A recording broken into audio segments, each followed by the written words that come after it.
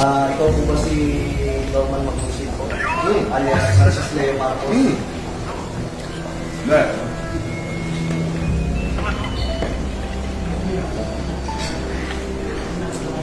Okay.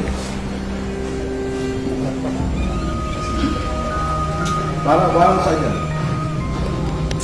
Bago pa po yun, kailangan pong basahan ko po kayo ng ano. Kita mo, sir? Kita mo. Nagkarating ba naman sa kayo po ba, ulitin ko po, kayo po ba si Norman Maglusin alias Francis Leo Marcos? Yes, ako. Kayo ay aming ina-arrest po sa bisa ng warrant ko. Arrest na illusion ng RTC Branch 294 Paranaque City for violation of unjust station under Article 27 of Revised Penal Code as amended in relation to Section 6 of RA 10175. Kayo ay magkakapang manahimik, sir.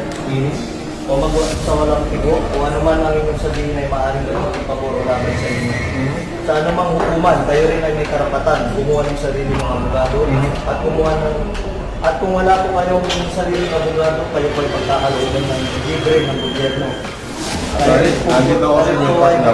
Kumuha ng sarili ng doktor na magsusuri ng inyo. Sir, pwede paano po yan ang mga karapatan po? Sige. Kayo rin po ay may karapatan ko magpasuri sa sino mang doktor at kung wala po kayong kakayahan ay pagkakalooban po kayo ng libre din po ng gobyerno ng doktor na susuri po sa inyo. Okay. Ito po, naiintindihan niyo po ba ang inyong mga karapatan? Naiintindihan ko.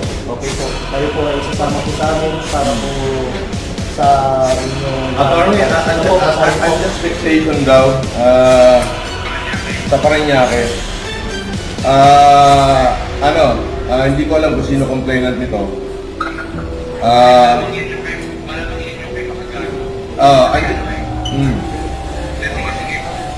Andito ako sa Newport, ina-arresto na nila ako, sasama ako ngayon, hindi ko natatapusin itong pagkain ko.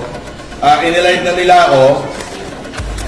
Pwede bang sasama na lang ako, Brad? Huwag mo na ako ipahiya. Hindi, kailangan po kasi may procedure po tayo. Sige, sandali. Iyanin ko lang. May procedure po tayo, sir. Attorney, nasa ka ba?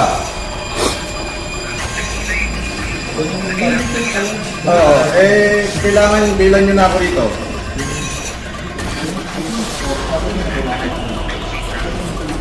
Nang-load ko, hindi ko lang nagpasama, hindi naka-load ko.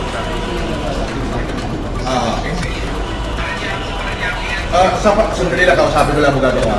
Sa Paranaque, eto, binibidyoan na ako rito. Ewan ko kung may vlogger dito. Vlogger dito. Andito na. May warrant, 120,000 yung bail, 12 counts of unjust fixation. Ano?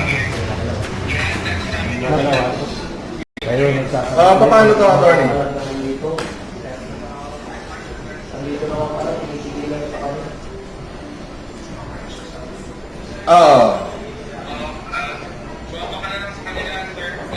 Tapos? Pwede po kayong kasuhan ng construction justice Sige, please. Nasabihin nyo, hindi nyo pa alam. Binagawalan nyo kami mag-video, pero pwede ka lang mag-vlog. Pwede ba yun? Double check Sir, sino daw pwede contact person dito?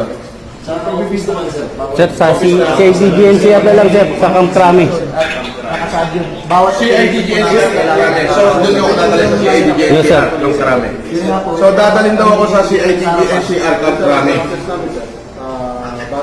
Ay, hindi ba ng process of pagniwanan at meron na lang isang reliable knowledge. Doon daw ang office ng CIDGNCR sa Camp Crame. Pwede namin pasukin. Wala makakapigil sa amin.